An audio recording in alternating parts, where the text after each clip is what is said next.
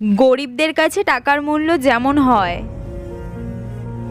মনা, আমি তো দিদাকে দেখতে যাচ্ছি, আর এই নে টাকাটা রাখ। তুই তো একা বাড়িতে থাকবি, একার জন্য আর তোকে রান্না করতে হবে না। তুই তো বিরিয়ানি ভালো খাস, বিরিয়ানি এনে খেয়ে নিস।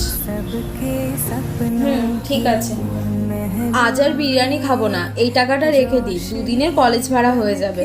আমি না হয় একটু জলমুড়ি খেয়ে নেব।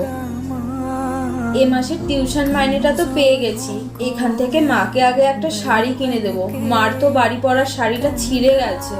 আর বাবাকেও একটা জুতো কিনে দেবো, বাবারও জুতোটা ছিঁড়ে গেছে, সেলাই করে পরছে। আর বাকি টাকাটা কলেজের এক্সাম ফি দেবো।